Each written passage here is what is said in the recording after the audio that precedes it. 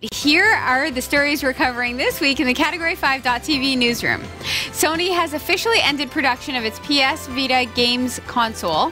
Amazon has announced a new way for environmentally conscious shoppers to help reduce emissions, a voluntary program that lets Prime members schedule one specific day per week for deliveries. Microsoft is creating Windows Lite for dual screen and Chromebook-like devices. And Linux kernel 5.0 has been released, and we'll tell you what's new. These stories are coming right up. Don't go anywhere. This is the Category 5.tv newsroom, covering the week's top tech stories with a slight Linux bias. Jeff Weston, Yeah, man. you're building a brand new, beautiful website, What? aren't you? No. Am I? Oh, you're a terrible actor. What? This is where acting comes into play. Oh, I didn't know we were acting. You're supposed to act. Okay, fair enough. All right. Yeah, I'm building a really cool website. Are you building a really cool website?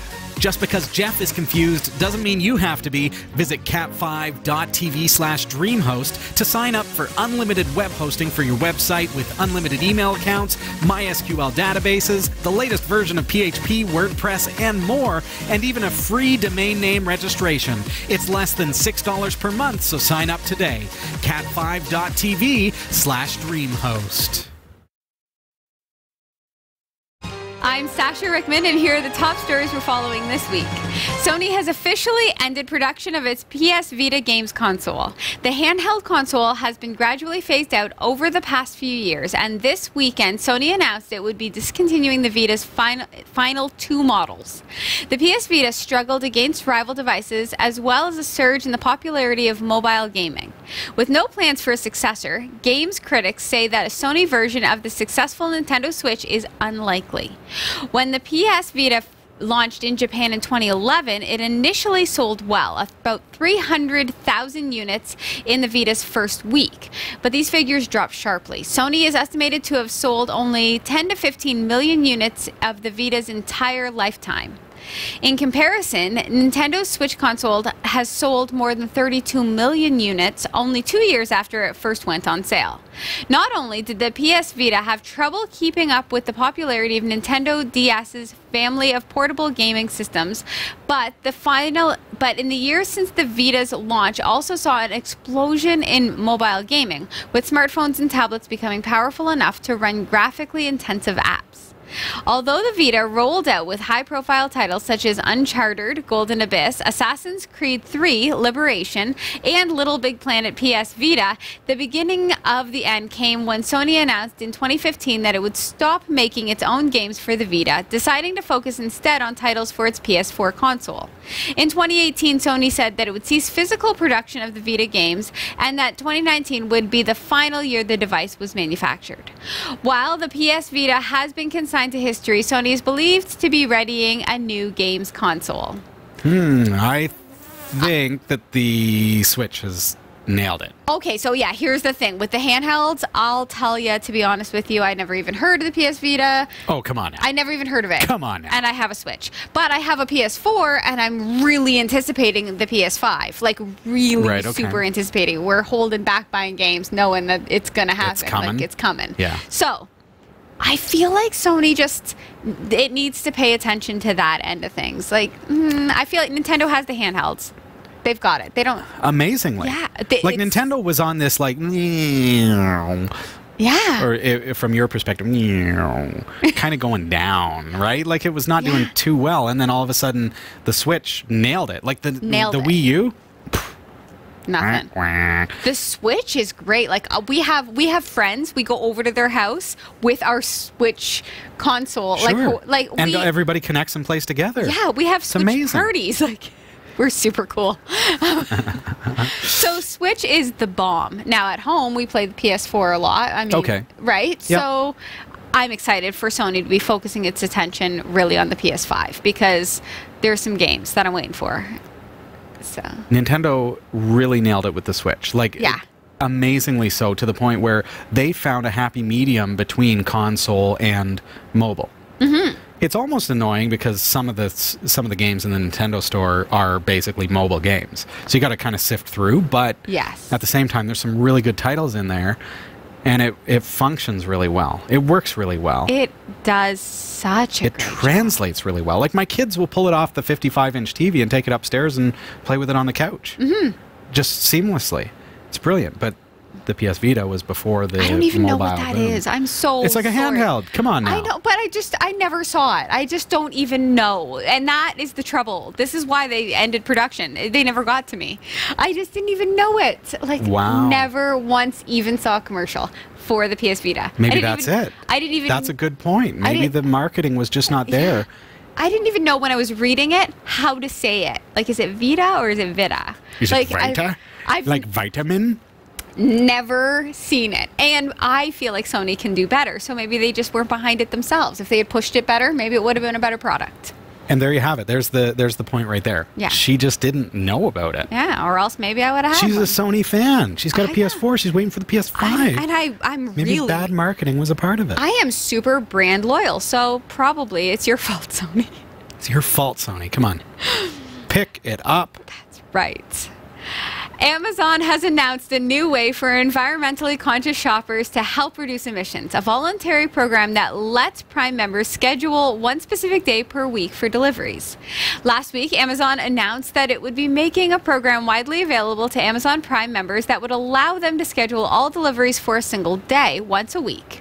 The so-called Amazon Day service will be voluntary and targets customers who are concerned about their carbon footprint. Grouping purchase deliveries will help Amazon cut down on emissions associated with sending a delivery truck to the same house multiple times a week, and the company says holding orders for a single day during the week will also allow it to group orders within a single package, thereby reducing packaging. Customers can select their preferred day of the week to receive shipments. Customers can add items to their Amazon Day shipments up to until 2 days in advance of the shipments. Customers can choose to remove an item from the Amazon Day delivery, having it shipped more expeditiously if necessary.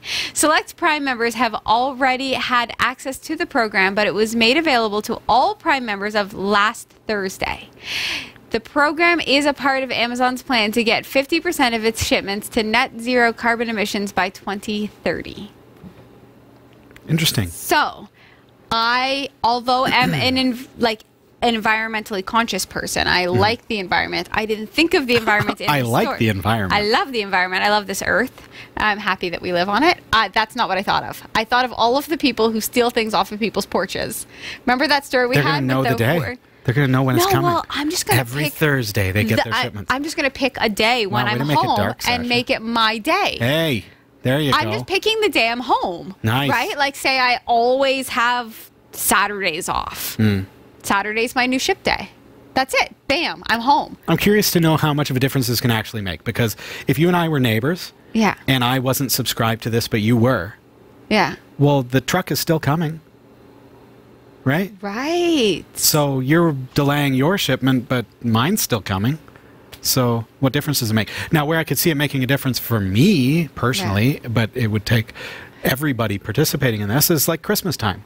Right. Because at Christmas time, it's like, oh, here's another great idea for the kids. Oh, here's another great one. And so you're ordering multiple different orders rather than putting them all into one package. Right. And not one sometimes, cart. I mean, if it's Christmas, you don't want the packages to be delivered at a time when you're not home and they are, right? It would make sense for you to pick a time you are home.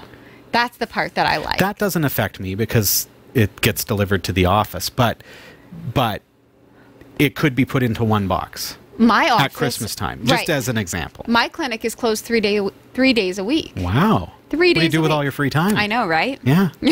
So, I would not pick a day the clinic was closed if I was having something. Sure. Right? Yeah. I love it. And now, to me, the carbon footprint, like the emissions minimization, to me is secondary to the convenience of just picking the day. Okay. I really love it. What are your thoughts? Again, I'm just a little skeptical about the impact, whether it's really that notable on the environment. This is what I'm saying. It's not, I mean, That's how it's being marketed. it's how it's being marketed, and I understand that it's being marketed like that because we all love the earth and we all want to do well for the earth. But for me, it's the convenience of knowing I don't necessarily need next day shipment. I'm a Okay. Prime member. Yeah, yeah. I don't need that. Yeah. I need it to come when I'm available to receive it. Sure. That is it. Okay. Yeah, you don't Enough want said. it left on your doorstep. Not these days. No. No. It's crazy No, porch absolutely. pirates. Yeah, you porch pirates. Microsoft is creating Windows Lite for dual screen and Chromebook-like devices. Microsoft is preparing a new lightweight version of Windows for dual screen devices and Chromebook competitors. They're stripping back the Windows user interface with dual screens in mind.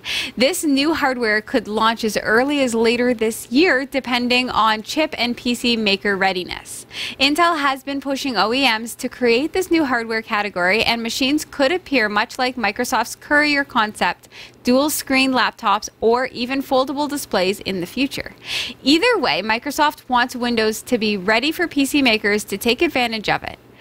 The Windows Lite interface will be similar to Windows as it exists today, but will be more of a blend of what Microsoft does with its Surface Hub shell and the limited functionality of its Windows Phone Continuum user interface.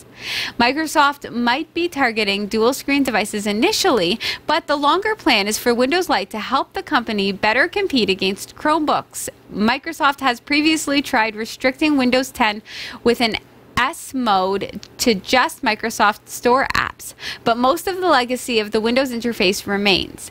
Microsoft is now looking to ship something a lot more basic with Windows Lite and build on top of it for more complexity down the line.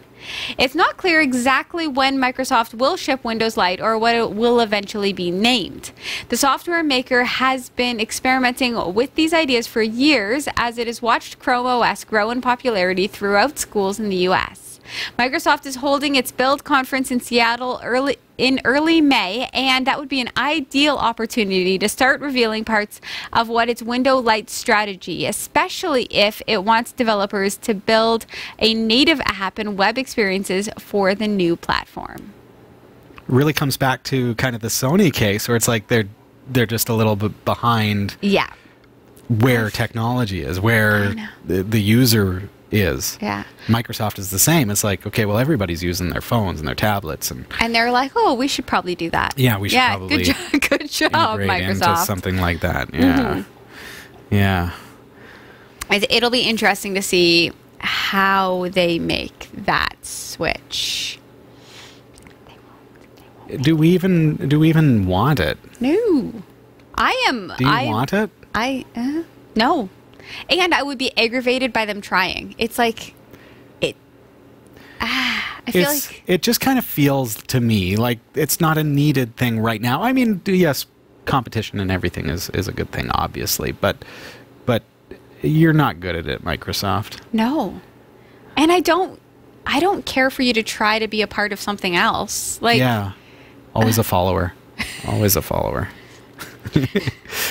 Linux kernel 5.0 has been released and will tell you what's new. Previously earmarked to be version 4.21, the new release comes with a bucket full of improvements as you'd expect.